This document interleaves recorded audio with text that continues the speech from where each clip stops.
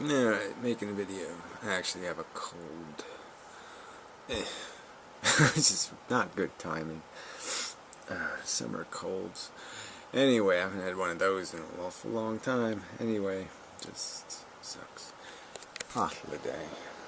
Ooh, this guy is just, I mean, I really didn't think there could be people that really couldn't understand, like, oh, I'm conscious, I feel, and then understand when other people are feeling that they're going through an experience and it's a bad experience, and you can understand that, and you don't have to be sympathetic or empathetic, you just understand it.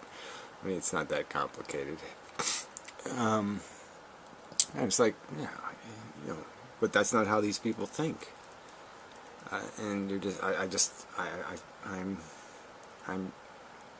shocked by it almost. I was just thinking about, like, when I was a kid. I remember, you know, the first time I had a brain freeze. You know, when you eat something too cold. I was having like a slushie or something. I went out with like the neighbors or something. I don't know. I was like 6 years old, and I never had a brain freeze before, and I didn't know what one was. Didn't know anything about it, right? And so all of a sudden, my brain is just aching, and I'm like worried that something's wrong with me. So I'm like, hey, I think something's wrong with me. My brain really hurts. And you know, the guy was, no, you're okay, It's just a brain freeze. You know, from you had the cold stuff too quickly. So he understood. I mean, he understood I was in pain. You know, and he had probably some sort of measure of empathy and sympathy for that. But he understood it. And this is a very bad circumstance, but it's okay. It'll go away. You know. But yeah, that's how it works. I mean, you see other things suffer, and your empathy is a symptom of your understanding. Your empathy isn't like some kind of, oh, she has a hot ass. I mean, empathy isn't like, you know, side boob. I mean, it's not some like silly reaction you have where it's just some sort of emotional thing that comes out of nowhere. It comes out of your understanding. It's just a sympathetic expression of your ability to imagine, oh yeah, I remember doing that. That was awful. I remember when that happened to me. Oh yeah, that was terrible. That's what empathy is. It's understanding what somebody else is experiencing and understanding it to be a bad thing. How is it logical to see it any other way? How is any other perception of this reality reasonable? It never even occurred to me that people could be this full of shit. I mean, the shit this guy says is just incredible. So let's play it. Like, somewhere around this point, he basically just says, no, it's about what the witness says. The witness has to show up, and if the witness says it's bad, then it's bad. If the witness doesn't have empathy, then it's not bad. You want to erase the suffering of the Jews in World War II? Stop caring. Yeah. See, your caring is the only problem. Once your caring goes away, their suffering never happened. It never happened. If you stop understanding and stop empathizing and stop imagining how horrible it was, that means it goes away. That's this fucking nuts theory. So you want to do you want to hurt your enemies? Care about them. Like, imagine your enemy, like if you want to hurt Osama bin Laden, then just imagine that he has a brain tumor and be really empathetic. Oh, that's just horrible that you have a brain tumor. And somehow he'll have a brain tumor. Right? I mean, that would be the reverse of this idiocy. That would be the reverse of this insanity this crazy fuck is talking. That somehow our reactions to something happening is the definer of the meaning, and it doesn't have any meaning until we show up and say it has meaning. It didn't suffer unless somebody, if something gets run over on the road, that person didn't suffer until somebody shows up and says so. And then the suffering still didn't exist. Now it's just the person saying, oh, it hurts me to think about it. Now their fact that they say it hurts them to think about it somehow means something. But the victim doesn't mean anything. Just incredible. But they don't understand that it's the empathy that's generated this curing of animals. So again, he's arguing that somehow it's empathy that comes first.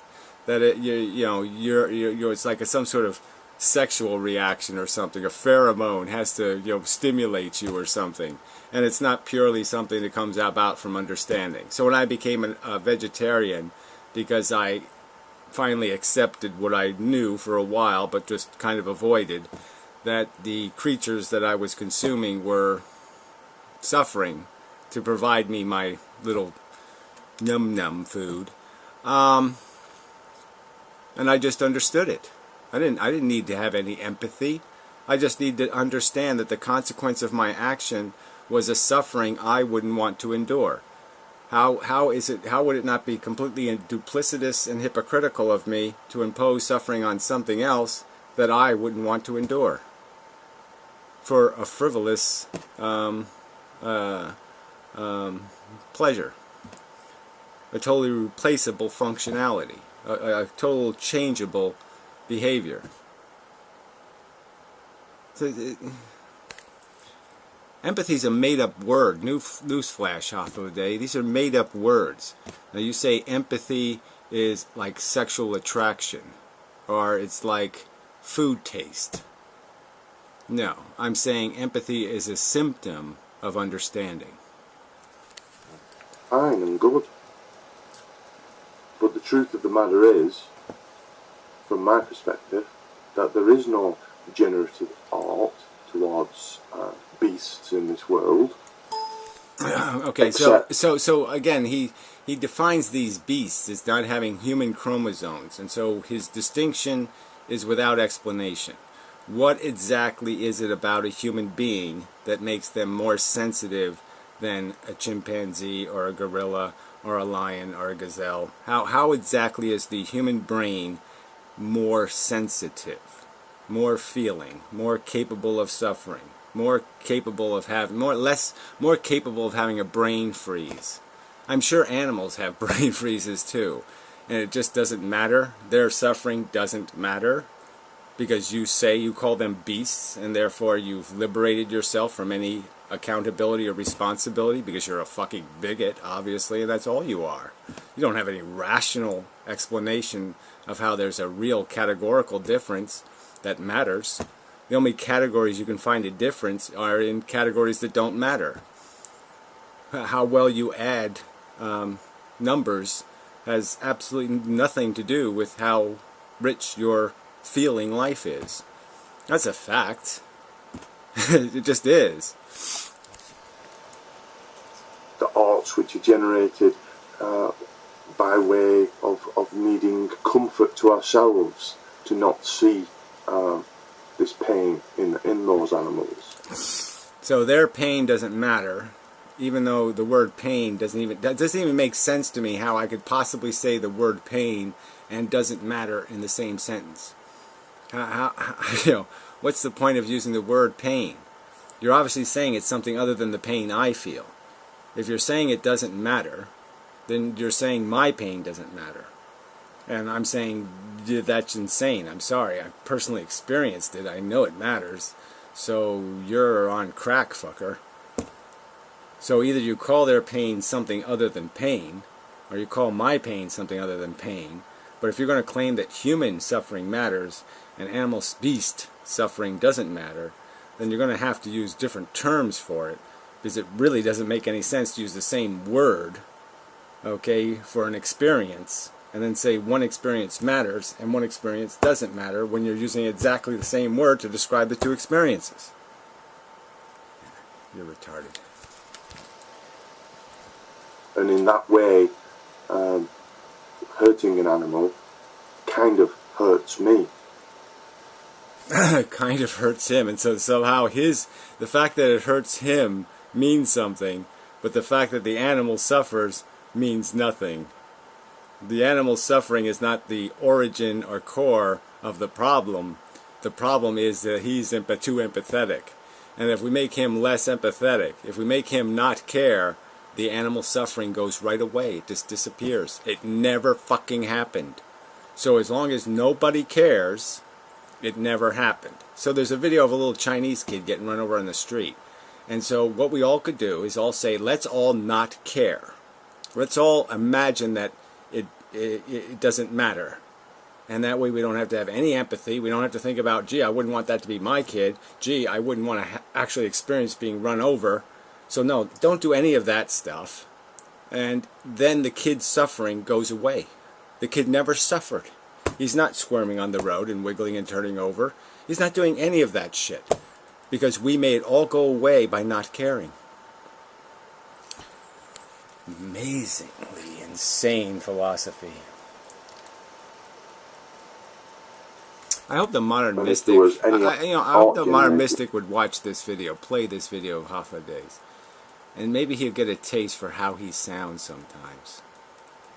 How fucking goddamn insane he sounds sometimes. It would be through this mechanism of empathy, not one of logic, in fact. Right, so I logically didn't understand that animals suffer and logically come to the conclusion that I can't justify imposing suffering. That never happened because Hathaway says so. I had some sort of horny reaction where I all of a sudden just loved cows and I all of a sudden just loved pigs to death. And oh, fantastic, I just love smelly chicken so fucking much that I just was torn to pieces by my empathy and couldn't help myself but to stop eating meat. That's his fable. So he rejects the idea that feelings equal value. That that's what the core. That's at the root of it all. And so, even though we know it's a fact, right? We know that I could demonstrate it a zillion. Right. We know that experiences have value. Right. I mean, if you're at all a reasonable person, you know that experiences are what have value. Good value, bad value. And that you essentially are involved in an economy where you pay for your good experiences with risk of bad experiences. Now, do in the morning. You don't disagree with that, do you? Do you? You insane, skanky cunt. I mean, she commented on the video. Ways, but I could demonstrate by just saying, look, you know, if I get the power of law, and I could say, look, if you don't learn how to dance, do the moonwalk, as well as Michael Jackson, in 1 month, we're going to slowly insert a knife into one of your testicles.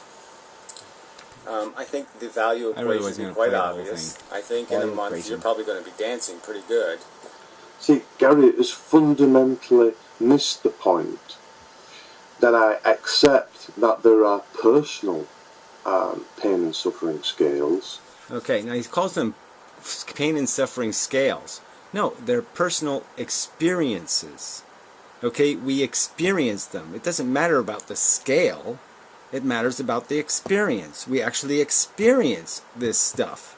When somebody gets irradiated because of a nuclear accident, they experience having the cells of their body die. They experience the pain and the discomfort.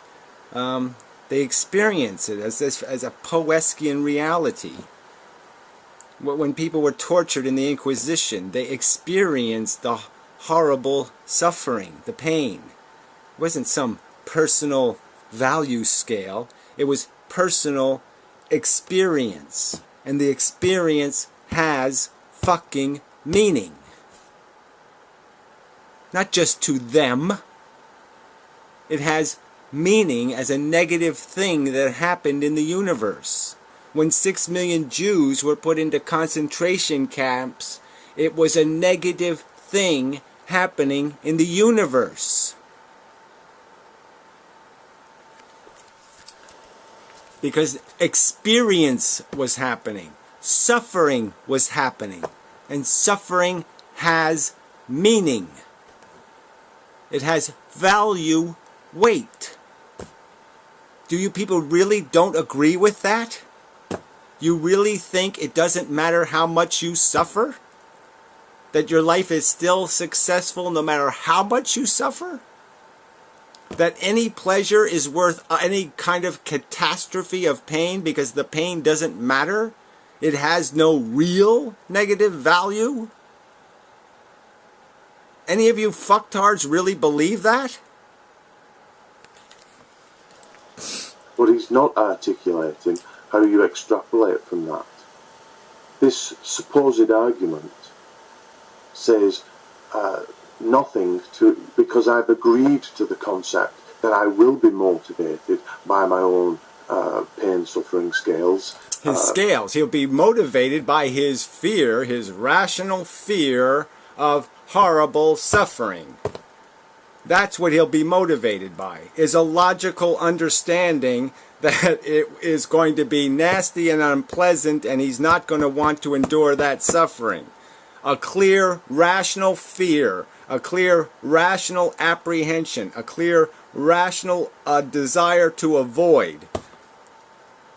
And this is clearly something that's been part of nature since it first created ouch in the sentient organism 500 million years ago. This is exactly what it did. It created value. When it created an organism that could say ouch, there was value in the universe.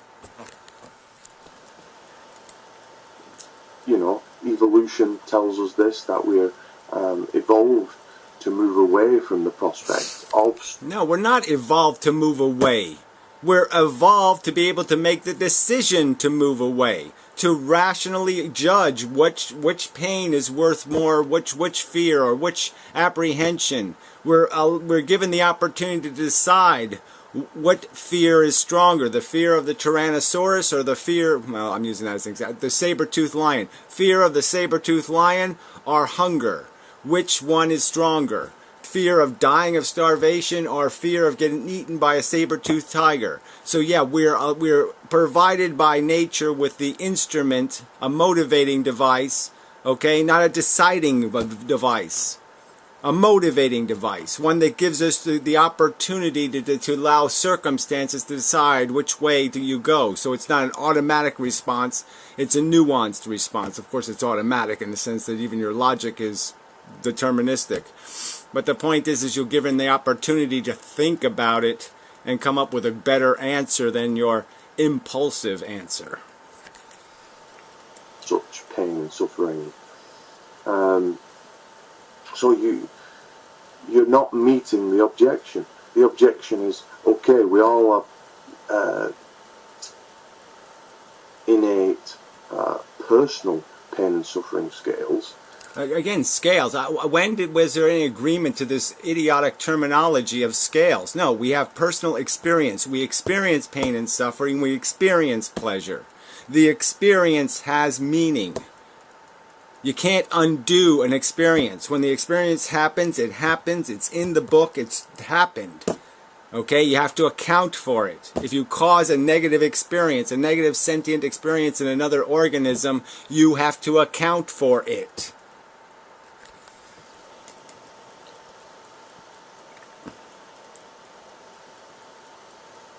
But this is no platform, no springboard into obligations beyond that. So again, yeah, well that's only if you say there is no value. So again, obligation is automatic. As soon as you have plus and minus numbers, obligation is written into the plus and minus numbers.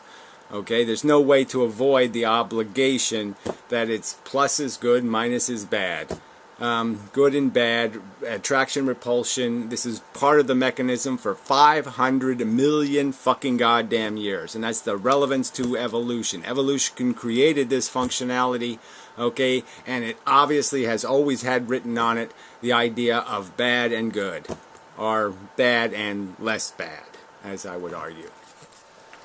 I expect Inmendham could say something like, oh, you just want to bias against, be selfish for yourself. Well, clearly that's silly. Well, clearly bigotry is silly, and that's all you are, is a fucking bigot. You haven't described to me any real attribute that makes humans different in terms of having a greater capacity to suffer. No explanation whatsoever, no biological theory, no brain theory, no any kind of theory. You've just declared humans important, animals beasts irrelevant. Okay, by declaration. And I'm saying if you can make declarations like that, then a Nazi can make declarations about sub-fucking humans. So you've opened the door to everybody just making declarations about whose suffering means something and whose suffering means nothing. And I think that's just fucking ludicrous. Pain is pain is pain is pain is pain. Pain is always bad. Pleasure is always good. You're a fucking idiot. Why am I talking to a complete psychotic idiot? There really can't be too many people on planet Earth this fucking dumb. There really can't be. This has to be a small percentage of the human race that can't figure out that the reason why they don't like doing things that cause pain is because pain sucks. That it has the value of suck, which is intrinsically and fundamentally negative. And that the suck still sucks even when it's in another brain.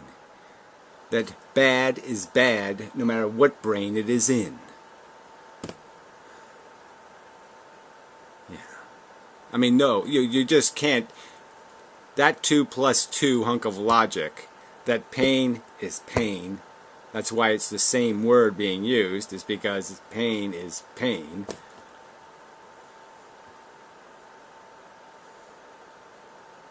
Yeah, it just doesn't need any more explanation to anybody rational. He's obviously an irrational, Randian lunatic. Narcissistic, Randian religious lunatic. Because only a god could declare humans super sentient. Because there's no evidence that we're super sentient. Right. This is enough.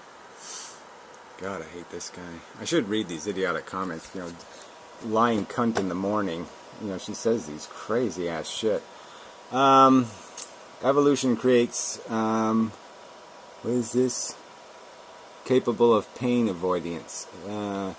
Neurologies? Well, anyway, more like evolution creates neurologies, among other things, that contribute to better avoiding oblivion. Oh, that's Hover Blubber. I don't know why he's commenting here anyway.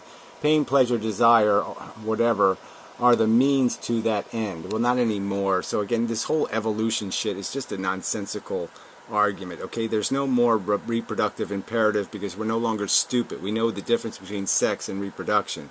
So we've cut a line. We've cut that right off. We've cut that in half. There's no more being deluded into having babies accidentally. Okay, animals don't reproduce on purpose. They reproduce because they are having fucking sex, you idiot. And I really shouldn't have to say that one over and over again. So this whole trying to connect our intelligence to evolution is idiotic. We have a logic modeling machine. We can model accurately or we can model inaccurately. The clear, sensible argument being made is this crazy guy is modeling insanely. Okay, he's saying his pain matters, animal pain doesn't matter. That's what he's saying because he's an idiot.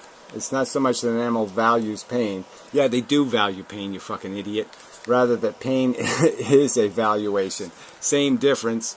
But obviously they value it. Obviously they avoid it. If they have a bad experience, they will fear it. They will be apprehensive to ever go back to that environment again. Clearly they are instructed by the bad experiences to avoid bad experiences. It's clear that they're making a decision to avoid a bad experience because the bad experience was unpleasant and negative, and it's intrinsically and fundamentally negative. So this is just, you know, fuck you. This is convoluted mishmash. I don't know why you're getting into the conversation of fucking goddamn convoluted mishmash. But Hoffleday's typical answer. You are quite simply mistaken. That was not the question. The question you allude to is similarly loaded as was yours. Nobody has to answer such questions. I mean, just amazing. He doesn't have to account for the fact that he's using the same word to describe a human sensation as he is a beastie's sensation, and yet saying somehow the human sensation means something and the beastie sensation doesn't mean anything. Yeah, right. No logic there. Gary, you are a liar. Now, I'm sorry, that you know, that was a slanderous beginning due in the morning. Not a great beginning. Clearly it's that cunt who was lying when he said my philosophy has something to do with euthanasia, or that somehow I'm obligated to stop people from having swimming pools because somehow swimming pools are intrinsically a threat to children, which is a lie. Swimming pools are no more a threat to children than balloons are a threat to children, or plastic bags are a threat to children. Irresponsible parents kill children, retard, not swimming pools. Football, on the other hand, is intrinsically, if you play it the way you're supposed to play it, you're going to kill some kids. You're going to paralyze some kids if you do it exactly the way it's designed. If you use a swimming pool the way it's designed to be used, you will not kill any children. Of course, I might have, been, and I don't even want to get on the subject of the feral cats. Again, that's not I didn't create this fucking goddamn fire. Why the hell do I have to put the fire out? And I'm in the business of preventing shit, fucking brains. You can't figure that out. That's a lot smarter to prevent something than it is to fix it afterwards. I mean, yes, there's rape victims right now, and they all need some band-aids emotionally and physically, and that would be just swell if somebody wants to do that shit, but it's even more important that you stop people from getting raped in the future. And that's what the conversation's about. And there's nothing unreasonable about an advocate saying, I want to prevent rape, okay? I'm not going to clean up the mess that exists now. I'm going to stop the mess being created in the future. You fucking idiot. And there's nothing hypocritical or duplicitous about somebody worrying about cures rather than band-aids. That's just fucking rational, fuckface. But you wouldn't understand reason, because you're not reasonable. You're an idiot, an illogical, nihilist, selfish, motherfucking cunt asshole. So here she defends nepotism, which is essentially just a form of racism, speciesism, familyism, tribism. It's ignorant and retarded. It has nothing to do with actual merit. It's obviously not logical. It's obviously these are the people living for their emotions. These are the people who can't get past their emotions. So I'm not the one with the empathy problem. They're the one with the prejudice and the racist problem. So anyway. God, these people just suck so fundamentally and deeply. Ooh. Quinkakakaka. Yeah, but very well done. So Quinkakaka also believes the beasties don't really suffer. Only the silly people think they suffer. So only silly people think dogs matter and they need comfort. That's just being silly and emotional. It's not being reasonable and rational to understand that your dog doesn't like to be out in the rain, lonely and sad and starving. No, it'd be idiotic to think a starving dog is not having a good time and that that's a bad thing. That's retarded, according to Quinkakakaka. God. Instead of euthanizing cats, somebody should euthanize...